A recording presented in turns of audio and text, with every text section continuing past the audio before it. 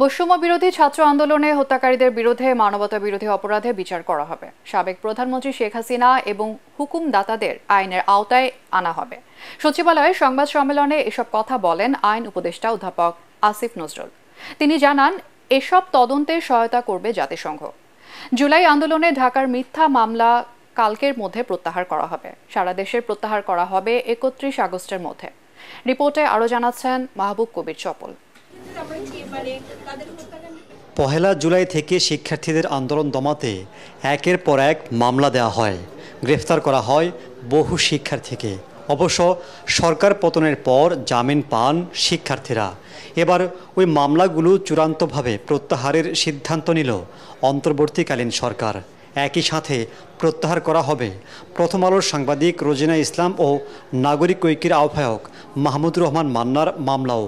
পুলিশের অনেকে কাজে ফিরে আসার মতো পরিবেশ ছিল না, আস্থা ছিল না।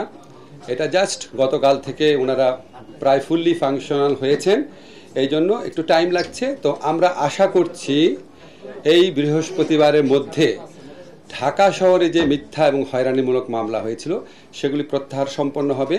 সাংবাদিক রোজিনা ইসলামের বিরুদ্ধে জানেন যে কি মিথ্যা মামলা করা হয়েছিল। আপনারা জানেন যে মাহমুদুর রহমান মান্না। আমি এই দুটা উল্লেখ করছি বোঝানোর জন্য আপনাদের যে আমরা কতটা প্রোঅ্যাক্টিভলি কাজ করার চেষ্টা করছি।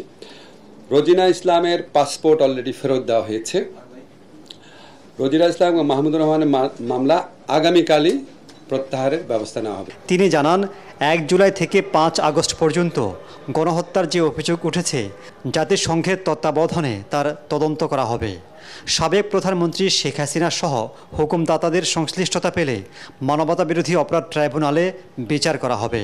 আপনি আন্তর্জাতিক অপরাধ আদালতে তখনই যেতে পারবেন যদি আপনি নিজস্ব অপরাধ আদালতে এটার বিচার করতে আনউইলিং, অনিচ্ছুক বা আনেবল, অসমর্থ হন। আমরা তো অসমর্থ না।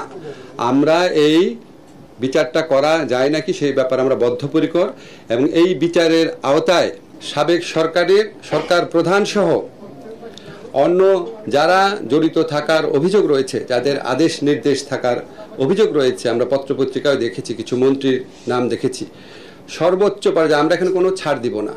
আইন উপদেষ্টা জানান, সব জায়গার বৈষম্য দূর করতে চেষ্টা করছে সরকার। জনগণের ভোটাধিকার নিশ্চিত করতে ঢেলে সাজানো হবে নির্বাচন কমিশনকেও। 10 কর্মদিবসের মধ্যে বিচার বিভাগীয় কর্মকর্তাদের সম্পদ বিবরণী জমা দেওয়ার নির্দেশ দেন আইন উপদেষ্টা। মাহবুব কবির চপল, ATN বাংলা, ঢাকা।